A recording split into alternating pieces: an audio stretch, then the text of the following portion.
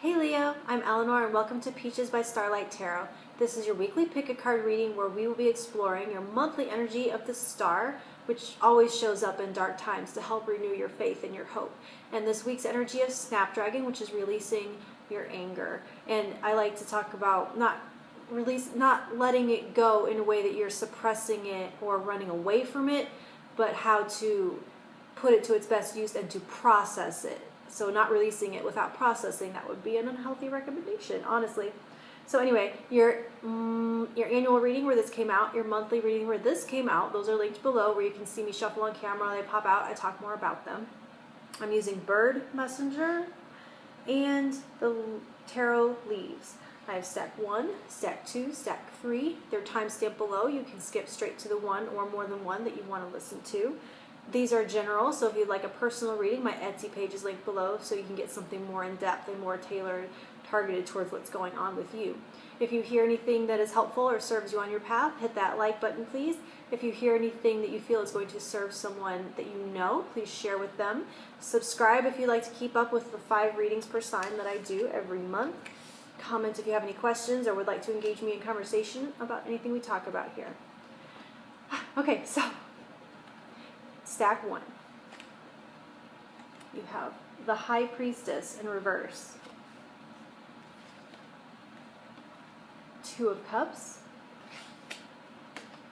Rhinoceros Hornbill.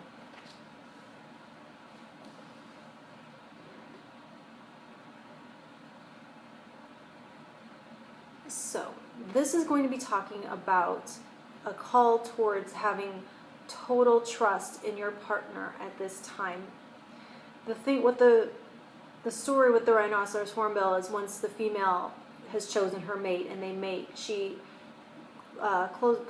she hides away in her tree trunk with her eggs, and she walls herself up and just leaves a little opening, and she has to rely completely on her partner to bring her food, and she's protected in there and she's safe, but she can't really go out and do for herself. So she has to rely totally on her partner to show up and to be dependable. And so they're asking you at this time to not wall yourself up completely. Don't close off that channel of communication. That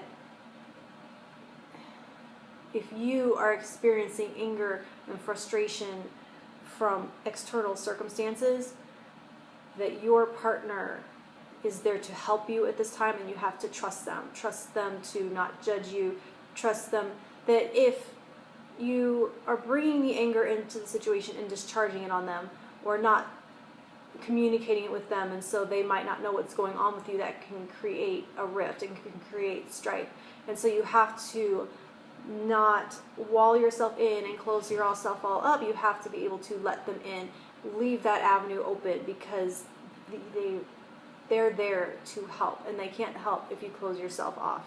So trust them at this time to help you through it. Stack 2, Justice in reverse, the Star in reverse, and Cactus Wren.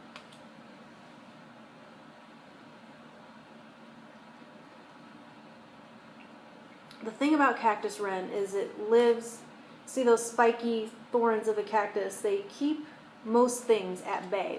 On the other, they don't want to get towards that pointy end. But the Cactus Wren builds its nest up close on the surface of the green, juicy part of the cactus. And so that it reminds me of the phrase to keep your friends close but your enemies closer. Or like, to use a martial arts reference, if you're sparring with someone, you don't want to be at the end of their reach on the pointy end. You want to be up close to them where you have access to good targeting, and they can't, where their fists and feet go is beyond where you are. You're in close where they have less agility to land on you. And so I think it's showing that you have been on the pointy end. You have been, for whatever reason, been repulsed and repelled, and been keeping at a distance, and that distance has you on the pointy end of whatever is going on. And so that's creating imbalance.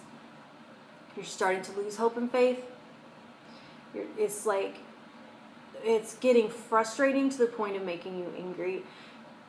It's like you've tried everything and you just keep getting stuck and you keep getting pricked, and it's starting to throw you off emotionally, where it, like the way getting hit can make you angry. You can be sparring and having fun with your friend or whatever in class, and they knock you a good one. The next thing you know, you're pissed off.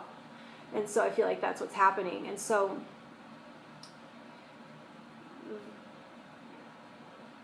it's reminding me a little bit of like the battle between Neo and Agent Smith, and how the harder one would fight, the other one would fight. They were feeding each other's strength. The stronger one got, the stronger the other one got. And it was just this never ending. It was this infinite amping up and ramping up.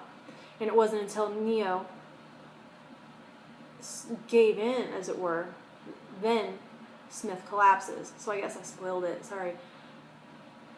But when you no longer are putting up resistance, the other implodes. And so there's a sense of keeping in close and not being on that pointy end anymore, because it's making you mad and you need to try something different. Stack 3, you have Death, Page of Cups, Vogelkop Bowerbird. So this bird, see how he's dull and brown and unassuming, and there's not much to him. He's fairly unimpressive bird, but he's got a lot of stuff. He's got a lot of treasure. He collects, and he's a connoisseur, and there's a lot to him that you wouldn't immediately realize on the surface.